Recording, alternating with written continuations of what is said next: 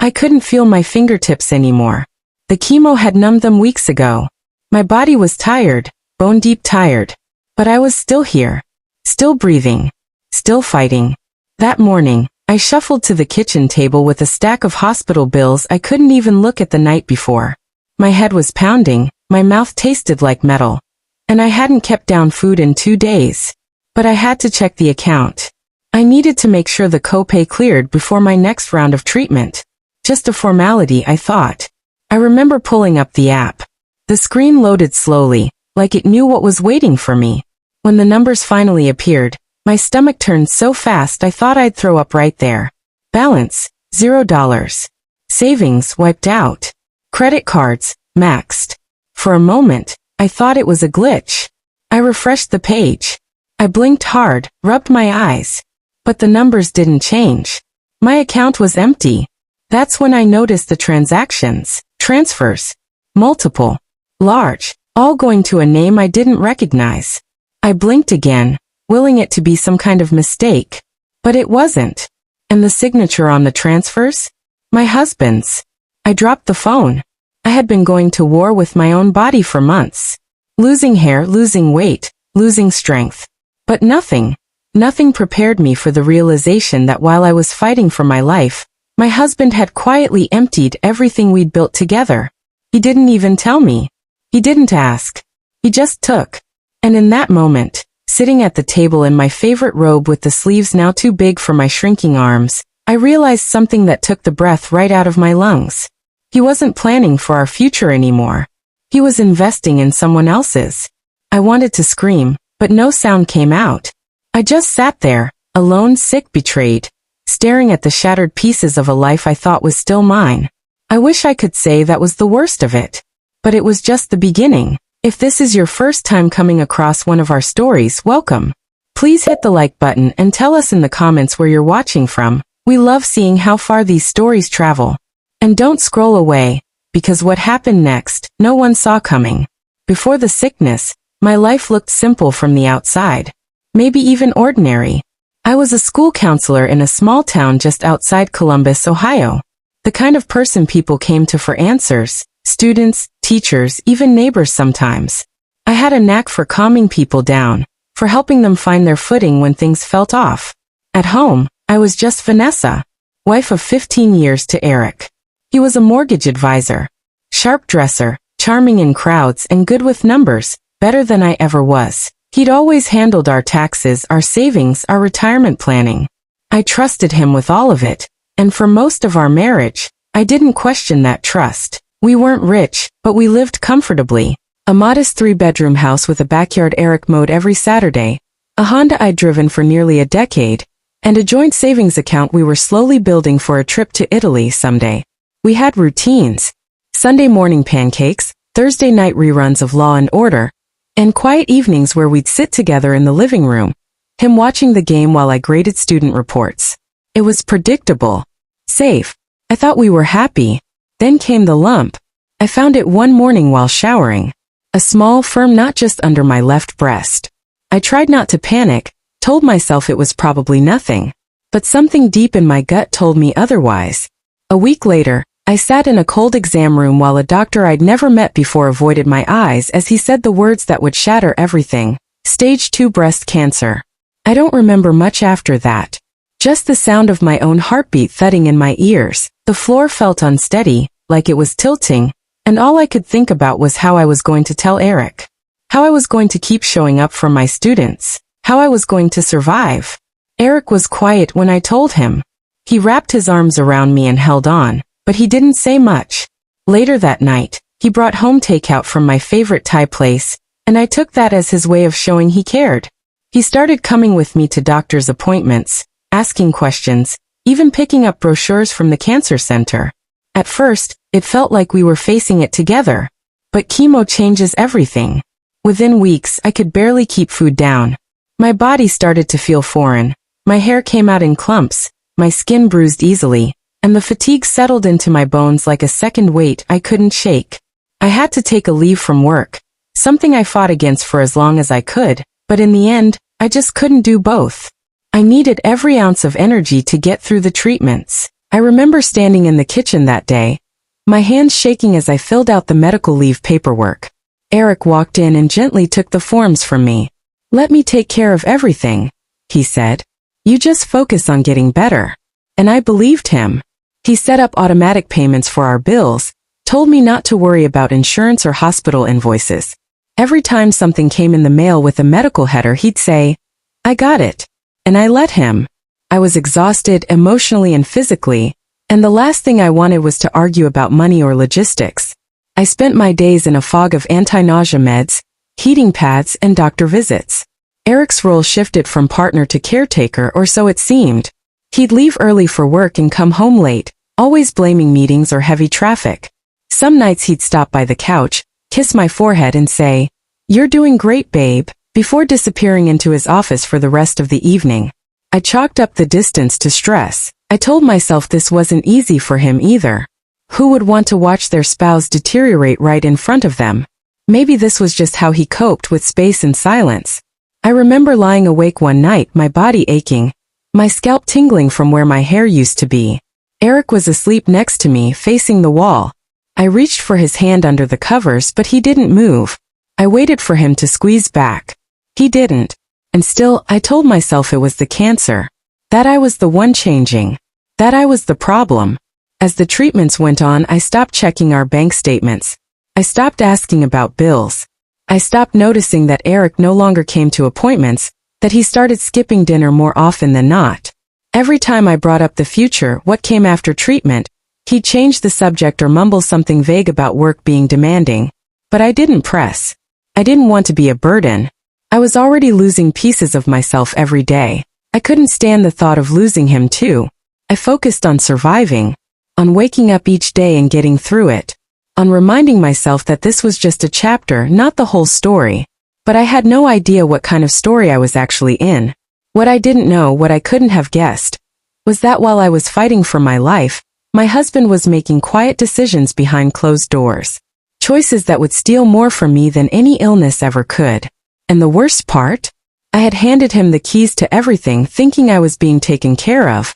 Turns out I wasn't being protected. I was being erased, piece by piece, day by day. And by the time I finally looked up from the storm inside my own body, the life I thought I still had was already gone.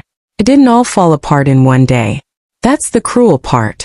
It slipped through the cracks little by little in ways that felt small at first, almost unimportant. The first thing I noticed was a pink envelope stuck to the front door. A notice from the mortgage company. Past due. I stared at it for a long time before picking it up, thinking maybe it was a mistake. Maybe Eric had forgotten to schedule the payment. It had happened once before, years ago. And he'd laughed it off, said something about the joys of adulting. But this time the envelope didn't make me smile. It made something settle low in my stomach. I placed it on the counter and waited for him to mention it. He didn't. The next morning, I brought it up over toast. I asked gently, not wanting to sound accusatory. His response was quick, too quick. "I already took care of it. It's a system error. Don't worry about it." And I didn't. I pushed it out of my mind. Just like I did when I noticed the internet had been shut off one afternoon, or when the electric bill was left unopened on the dining table for days. When I asked why the power flickered that week, Eric just shrugged and blamed the grid. I wanted to believe him. I needed to believe that the man I married wouldn't lie to me, especially not now. So I kept quiet. Even when the mail started to pile up. Even when I noticed we were eating out less. He said work had been slow. The market was tough, commissions were down. I nodded along. Of course it made sense. The economy wasn't kind to anyone lately. Still, something inside me itched. It whispered that this wasn't just bad luck or poor timing. But I buried that voice. I told myself it was just the paranoia that came with being sick and stuck inside. Eric stopped coming with me to appointments, said he couldn't keep missing meetings. He used to sit beside me during chemo, holding my hand as the fluid dripped into my veins. He'd scroll through his phone, occasionally brushing hair from my forehead when I got drowsy. But now he just dropped me off and picked me up hours later, barely saying a word. At first, I made excuses for him. I said he was tired. That this was hard on him too. That maybe seeing me like that, pale, bald, hunched in a recliner, was too much. I wanted to give him grace, the same grace I hoped he'd give me. But grace started to feel like silence, and silence started to feel like absence. One night, I got up around 2 a.m. I couldn't sleep. Chemo-induced insomnia, they called it. My mouth was dry, my joints stiff. I moved slowly down the hallway, careful not to wake him. As I passed the guest room, I heard something. A voice. Laughter. I paused outside the door. It was Eric. He was on the phone, laughing in a way I hadn't heard in months. It wasn't casual chuckling, it was light and easy, like a man without burdens. I couldn't make out every word, but I caught a few. Yeah, she's asleep, it's getting easier. A pause. I'll come by this weekend, then a laugh. Soft. Intimate. My heart thudded so loudly I thought he might hear it through the door. I stepped back into the hallway, my hand clutching the wall to steady myself. That laugh, that tone. I hadn't heard it in so long I forgot what it sounded like. He didn't laugh like that with me anymore. I didn't confront him. I couldn't. I crawled back into bed and lay there in the dark, staring at the ceiling. My skin felt cold despite the heavy blankets. I listened as he walked past the bedroom 20 minutes later and slipped into bed without a word. I wanted to believe it was work, that maybe he was talking to a client, but something told me that laugh wasn't for business. And still I said nothing, because the truth felt heavier than my body already was, because saying it out loud would make it real. And if it was real, that meant I was alone. Really truly alone. And I wasn't ready to admit that. Not yet.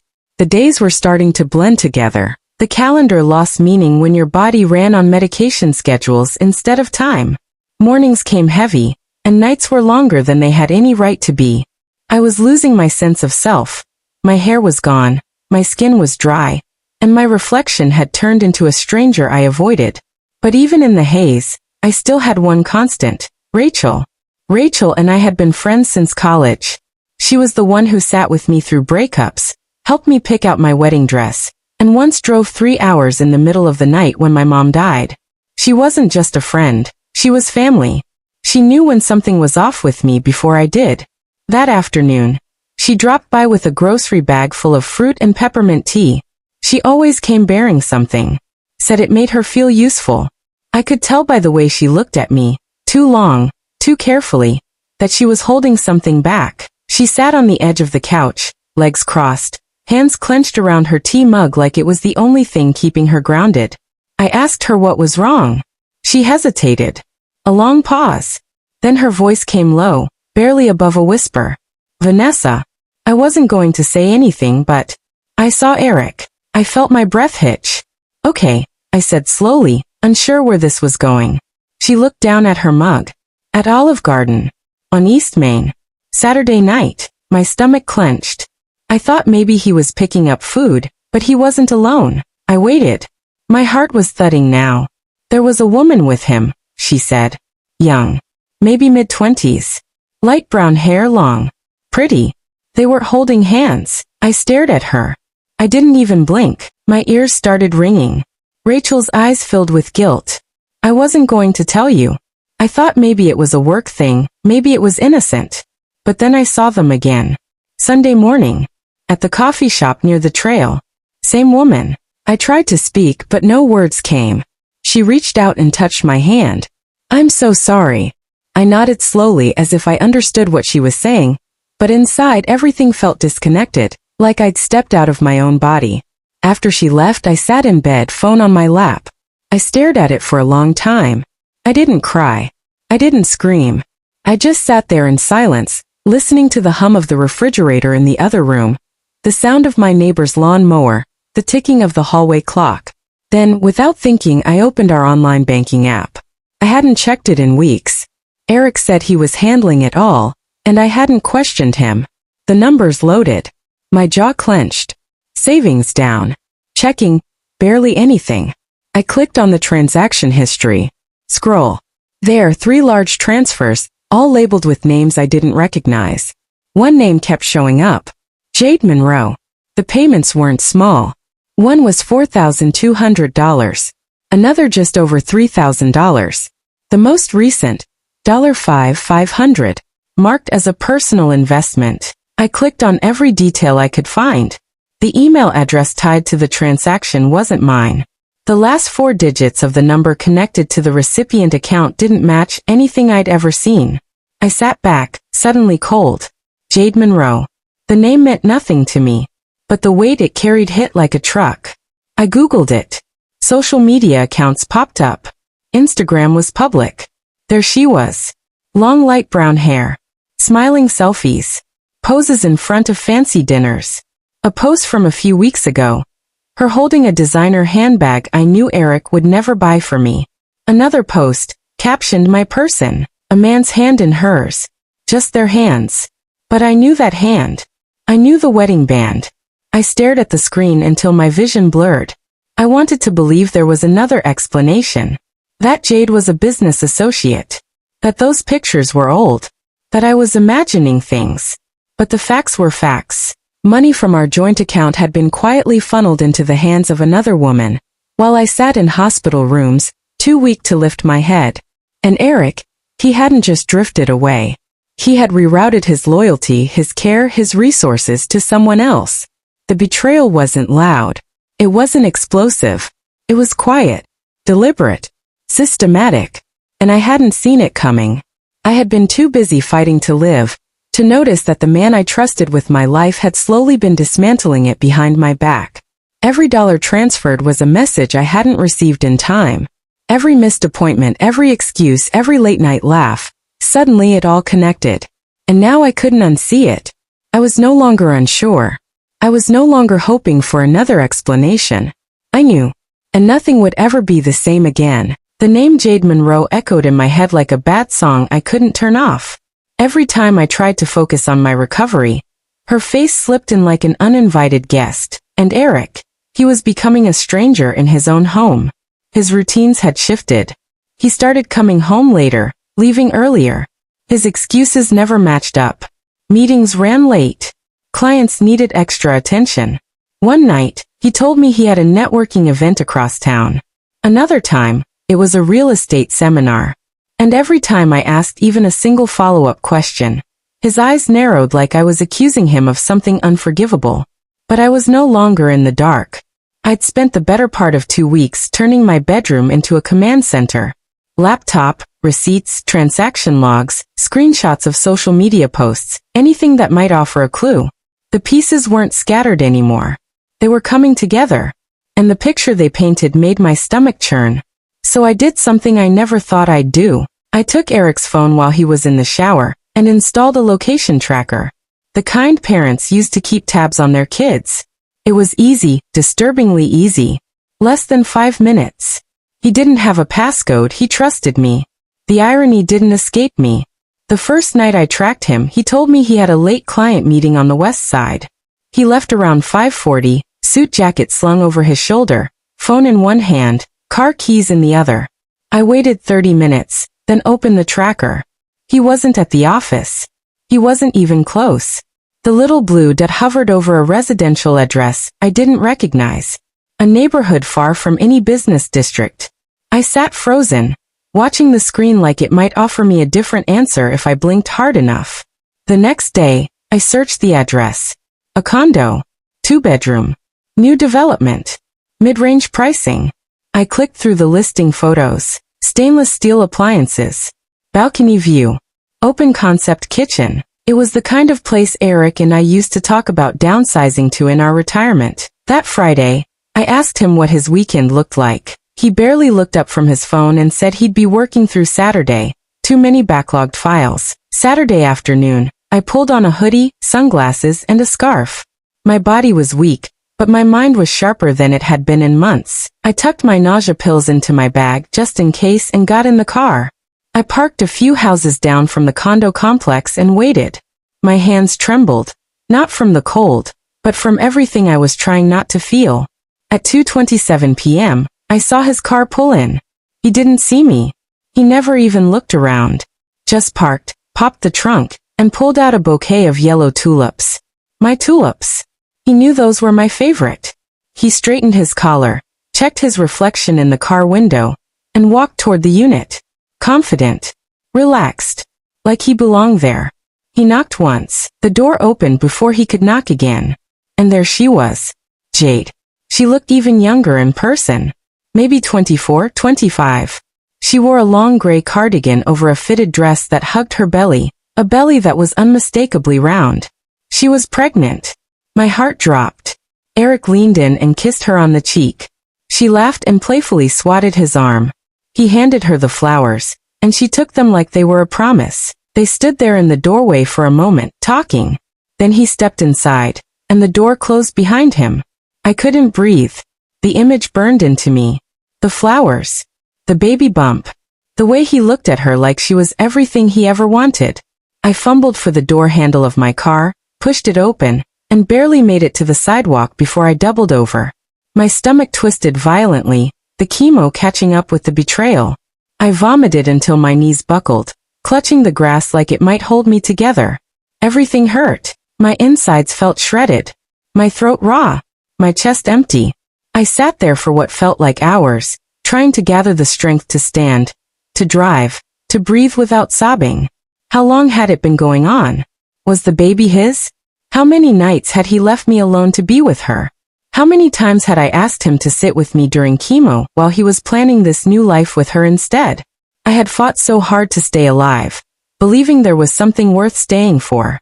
But in that moment, staring at the closed door of their condo, I realized I wasn't just losing a husband. I had already lost him. He was never coming back. And now, I had to decide what to do with the pieces he left behind. I woke up that morning with a weight in my chest that no amount of medication could dull. My head throbbed, and my limbs felt like they were made of wet sand.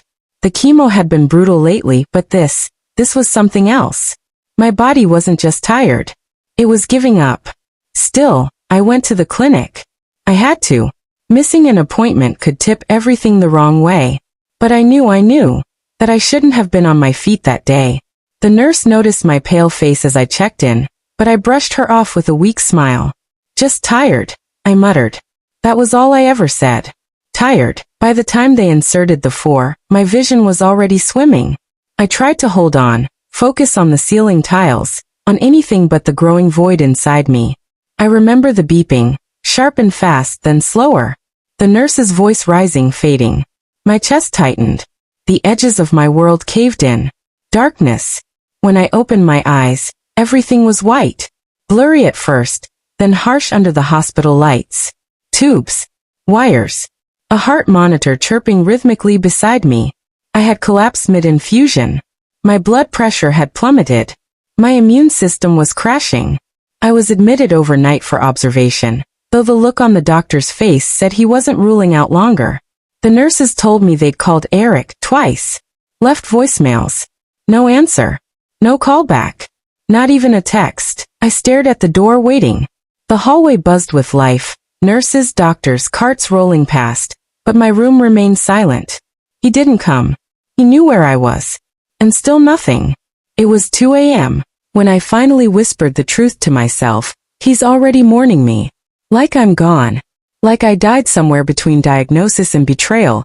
And all that's left is a ghost who signs forms and pays bills. I turned my head to the window.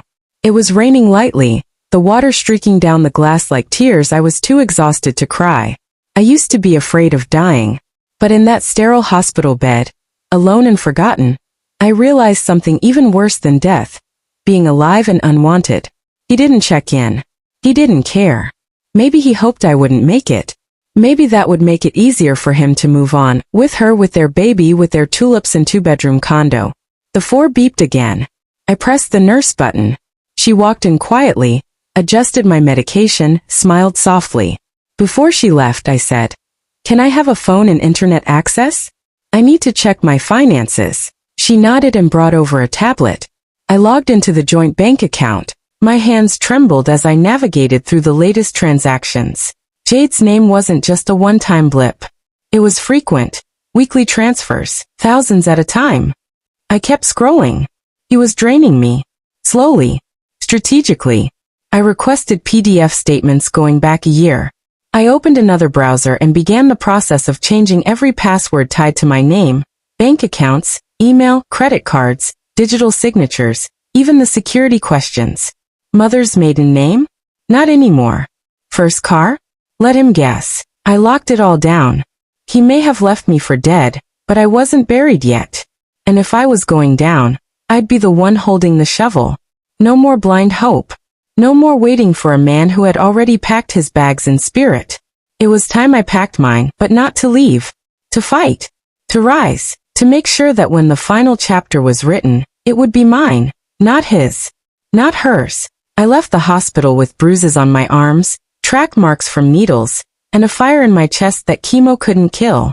The ride home felt longer than usual. Every streetlight flickered like it knew something. Every stop sign whispered warnings I had long ignored. The house looked different too, as though it belonged to someone else now. Someone who hadn't bled for it, fought for it, prayed in its corners. I stepped inside and shut the door behind me with a quiet certainty. I didn't cry. Not anymore. I spread the documents out on the dining table, line after line of transactions, time-stamped receipts, GPS logs, printouts of text conversations I had quietly mirrored to my email. I placed a photo of Jade at the center, taken from the condo hallway camera, showing her opening the door to Eric with her hand cradling a barely there baby bump. A perfect portrait of betrayal. Then I waited. Not pacing. Not fidgeting. I just sat still, watching the clock like a heartbeat. At 8:17 p.m., I heard his key in the door. The sound I used to long for now felt like a blade sliding out of a sheath. He walked in humming, carrying a brown takeout bag, the scent of something spicy trailing behind him. He didn't notice the table at first, didn't even look at me. Just placed the bag on the kitchen counter and mumbled something about traffic. I didn't say a word. Not until he turned and froze. His eyes landed on the papers. Then on me. Sit. I said, my voice flat. He blinked, confused. What's all this? Seat. He sat reluctantly, like a teenager caught sneaking in after curfew. The silence wrapped around us. I placed one finger on the first transfer, $3,000 to Jade Wilson. Then another, $2,500, $4,800. Month after month. I met his eyes. I know about Jade. I know about the money. I know about the baby. For a moment, just a flicker, I saw guilt. Then it vanished, swallowed by arrogance. His lip curled. So you've been spying on me now? I didn't answer. He stood, suddenly animated. You're unbelievable, Vanessa. I've been breaking my back trying to hold everything together while you lay around and— Chemo, I said sharply. I've been surviving chemo. He scoffed, pacing now. Don't do that. Don't make this about your illness. You think you're the only one suffering? I'm drowning too. I haven't felt alive in years. And Jade, she actually listens to me. She sees me. I stared at him. At the man I had once built dreams with. He was unraveling in front of me. Not as a husband but as a coward. And the money? I asked. The account you drained behind my back? The savings I built before we even married? Was that part of your happiness too? His jaw clenched. I deserve something good in my life. Do you know what it's like to come home every day to a shell of the woman I married? You used to laugh. You used to wear that blue dress I loved. Now it's just hospitals and pills and— I stood up then. Slowly, deliberately, I walked to the other side of the table, came face to face with the man who had once vowed in sickness and in health. And I said, I may be a shell, but at least I'm not hollow. He flinched like I had struck him. He didn't try to deny it anymore. He grabbed the suitcase, already packed I noticed, and slung it over his shoulder. That's it? I asked quietly. He paused at the doorway but he didn't turn around. You'll be fine, he muttered. You're strong. And then he left. Just the sound of wheels on tile and a door that closed with finality. I stood in the center of the home I once thought was ours, surrounded by silence, and lies, and empty promises. But I wasn't shaking. I wasn't shattered. I was steel. Because now I knew everything. And knowing meant I could begin. Not the healing. Not yet. The reckoning. A week after Eric left, I walked into my lawyer's office with a folder under one arm and a hollow silence inside my chest. He was a gray-haired man named Walter, the kind of man who didn't flinch at anything. But when he flipped through my financial records and scrolled through the bank statements I had pulled, his mouth tightened like a man biting down on a bitter seed. He leaned back and said flatly, You need to brace yourself. I thought I already had. But nothing prepared me for what came next. The joint savings account, our emergency fund, the same one I used to pull from for my chemo copays, was empty. Zeroed out weeks ago. Every transaction methodical, timed right before major withdrawals. No red flags from the bank because the account holder was him. Then came the real gut punch. Some of that money, nearly $50,000, hadn't just disappeared. It had been invested in a wellness spa startup, registered under the name Jade Wilson. Her name, not his, not mine. He had funneled our savings, the fruits of my sacrifices, my skipped vacations, my overtime shifts when I still had hair on my head, into a life I wasn't even invited to witness. Walter slid a document across the table.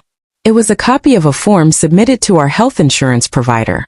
Eric had changed the primary plan and removed me from it. I blinked at the page, confused. Is that even legal? Walter's voice was dry. Not unless you catch it in time. You didn't. It's legal now. So while I sat in infusion chairs, clinging to the thin thread between living and dying, my husband had been rewriting the terms of my survival, on forms I never saw.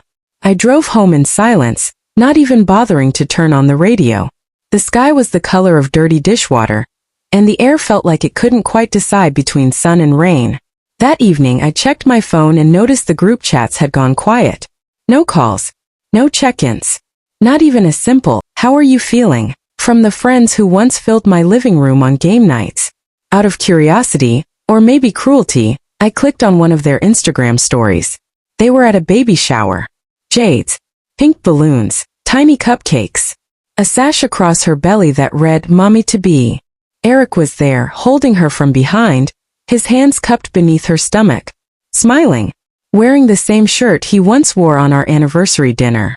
And surrounding them, clapping, laughing, were faces I once called friends, people who had eaten my food, danced in my kitchen, cried with me when I was first diagnosed.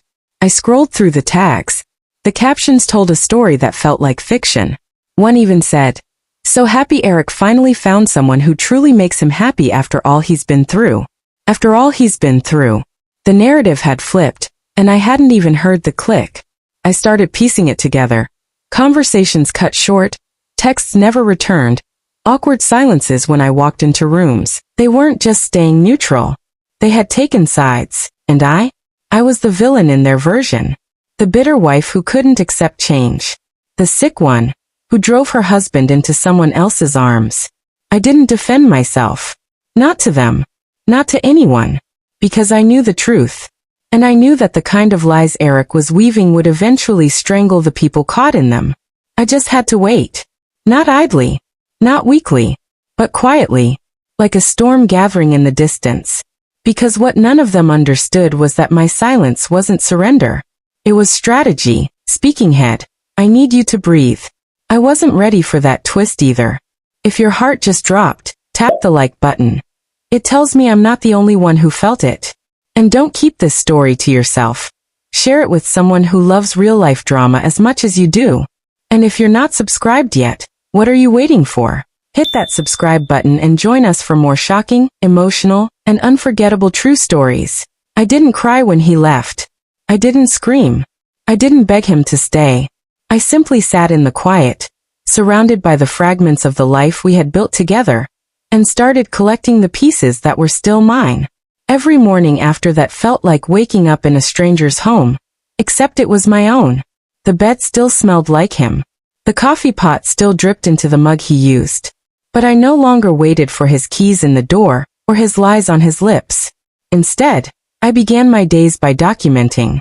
I kept a file hidden behind an old stack of school counselor guides, one tab for financial records, one for texts I printed off from his phone backups, another for screenshots of account withdrawals, and even notes from friends who had seen them together in town. I wrote everything down. Not with rage. With precision. I was still weak from chemo. My bones felt hollow, my muscles ached, my skin bruised easily. But somehow my clarity returned stronger than before. That fog of betrayal that once made my thoughts slippery was gone. I could see. And what I saw was a man who had gambled on my silence. So I did what he never imagined I would. I opened my own bank account. Quietly, I transferred what little was left from a personal inheritance my late aunt had left me before the marriage. It wasn't much, but it was mine. I canceled joint subscriptions, rerouted mail, and set alerts on every single financial channel he might try to snake into again. And then, I filed for divorce. Just a visit to a downtown office building on a gray Thursday afternoon. That's where I met her, Danielle Morris, my attorney. She looked me in the eye after hearing my story and said one sentence that will never leave me: "He planned for your death. We'll plan for your survival." She didn't blink. She didn't pity me. She understood the stakes and sharpened herself like a blade on my behalf. We drafted everything: property division, alimony, evidence for asset hiding. I signed papers with a trembling hand, not from fear, but from the sheer weight of finally taking back control. And I didn't tell anyone, not even Rachel. I wanted to heal in peace, not with whispers and sympathy. Every night, I journaled what happened that day, how my body was responding post-treatment, what financial move I had made, what legal documentation Danielle had filed. I even began recording voice memos, in case anything happened to me. Not because I was paranoid, because I had learned that trust without caution is just naivete. The silence became a sanctuary. I stopped checking Eric's social media. I didn't ask about Jade. I didn't want to know if the baby was born or if they were playing house in that condo. I didn't want to spend another ounce of my energy chasing ghosts. Instead, I used my silence to fortify. I meditated. I walked, even when my legs threatened to buckle. I changed the locks. I repainted the bedroom. I chopped my hair short, not because cancer took it, but because I needed a symbol of freedom that I chose. I started eating better, sleeping deeper, laughing more. Quiet laughs, the kind you let out when you remember who you were before someone else tried to erase you. And slowly, the house started to feel like mine again. Not ours, mine. But I wasn't just rebuilding a home or my health. I was laying the groundwork for justice. And it was only a matter of time before the consequences of his choices caught up with him. The courthouse smelled like old wood and cold air. Every footstep echoed against the marble floor like a countdown. And as I walked through the doors, I didn't bring anger with me. I brought evidence. I brought truth. I brought months of silence that had ripened into power. I took a deep breath before stepping into that courtroom, clutching the binder Danielle, and I had prepared like it held the final pages of my story. But it wasn't the end. It was the beginning of something none of them expected. Eric sat at the defendant's table in a tailored suit, his tie too tight around the lies he once wore with ease. Jade was in the second row behind him, cradling a newborn in a soft pink blanket, her expression unreadable. She didn't look at me. Not once. And I didn't look away. When the judge entered and the proceedings began, I didn't tremble. I sat tall. I didn't speak until it was time. But when I did, I spoke clearly, calmly. Every word I uttered carried weight, decisive, measured, undeniable. I started with the bank records, how money had been siphoned from our joint account during my chemo sessions, over $30,000 in quiet transfers and cash withdrawals, none of which I was told about. I presented the evidence that connected those transfers to an investment account opened under Jade's name, a portfolio funded with what was supposed to be my safety net. I handed over the printouts of messages, Eric coordinating meetings with financial advisors without me, discussing asset sheltering strategies, even referring to my diagnosis as a reset opportunity. Then came the removal of my name from our health insurance plan, done just days after one of my most brutal chemo rounds. I showed the timeline, the dates, the cold correspondence from the insurance company. The judge's brows furrowed. The silence in the room thickened. Eric tried to object. He accused me of digging into personal matters, claimed I was twisting things in the middle of a health crisis. But Danielle, my attorney, didn't let him spin his web. She laid everything out, calm, calculated, lethal. Then I pulled out one final envelope, the letter from my oncologist, detailing how stress and financial anxiety had nearly derailed my treatment, how isolation had threatened my recovery. The judge read it slowly, then looked up, his face stony. Eric's attorney tried to recover ground, suggested that Jade had no knowledge of the transfers, that the baby changed everything, that Eric was under pressure and not thinking clearly, but no one in that room was buying it, not anymore. The judge's ruling was swift but thorough. He called it what it was, financial abuse, strategic fraud, and an act of calculated cruelty. And then, he handed down the verdict. I was granted full and uncontested ownership of the house. Eric was ordered to pay back every cent taken from the joint account, plus penalties. And the cherry on top? The investment account in Jade's name, seized.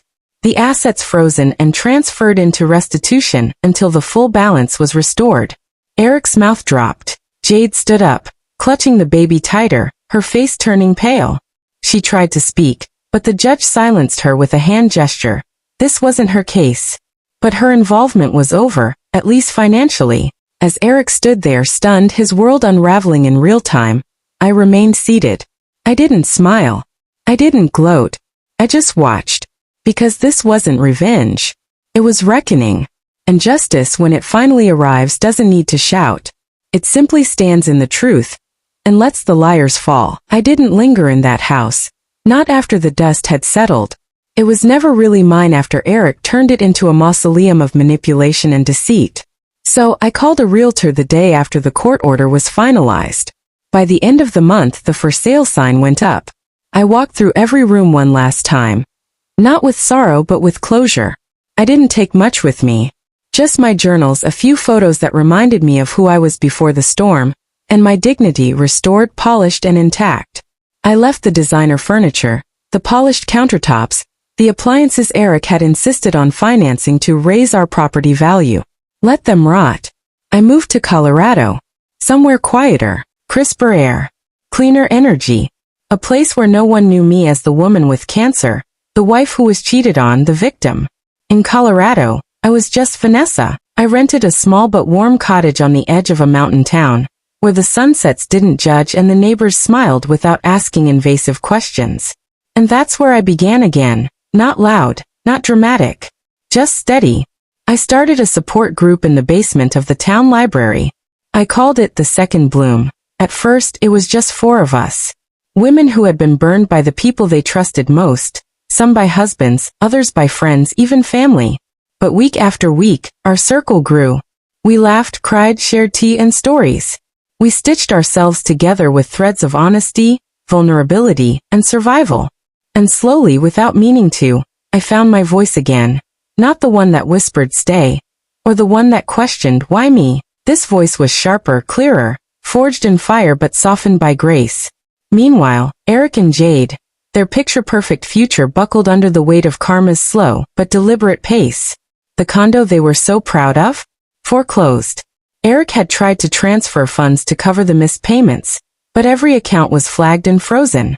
Jade's name didn't carry the credit Eric's did, and without access to my money, their finances crumbled. They were evicted in the middle of winter. Jade was photographed screaming at the movers while holding her child, who was crying from the cold. A former friend of mine from the city sent me the picture. It had made its way through a private Facebook group for real estate brokers. I didn't reply. I just looked at it, then deleted it. Eric's name? Blacklisted.